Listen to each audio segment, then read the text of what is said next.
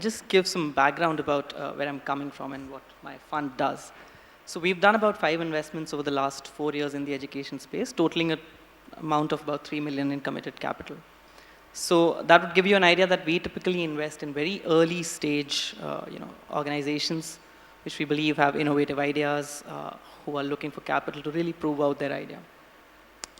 Now that being said, Anand, just to sort of also put it out there that I have been a victim of this entrepreneurial mindset myself. I was an entrepreneur before becoming an investor.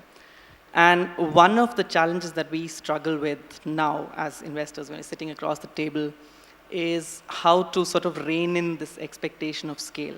Because early stage startups, early stage entrepreneurs almost want, and in a way it's a symptom of what we've seen with the internet companies, that they want to scale overnight. That is something that, again, in my view, is perhaps not going to happen with education. Simply because, or it may actually happen with education, but will not happen with impact.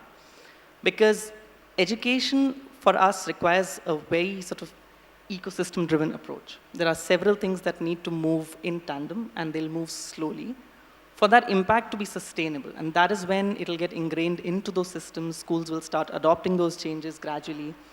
And so essentially, talk about taxi services, right? It just requires one person to change their mindset.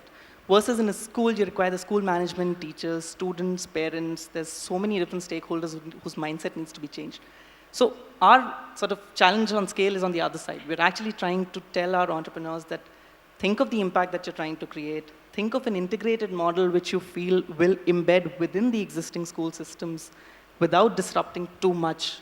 And then the scale would automatically come in sort of level 2 or phase 2. So within the sort of non-formal, or I would like to say ancillary or support sector to the K-10 segment, what we are increasingly seeing is a combination of product and service works better than either alone.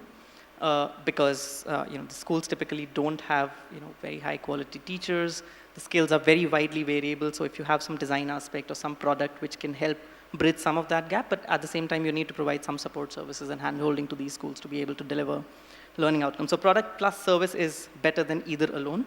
Second trend that we are seeing is that your revenue, if it's coming from a mix of customers, so low cost private schools, some portion from higher private school, higher sort of fee private schools, and if you have a definite plan of working with the government as well, is also a good mix to have. And we sort of like to see a mix of all three rather than focusing on one segment in particular. So those are the two sort of trends. In terms of what we look for, very early stage companies, we look at the team and we look at unit economics. So we're very, very careful about entrepreneurs who want to build out their unit before trying to scale.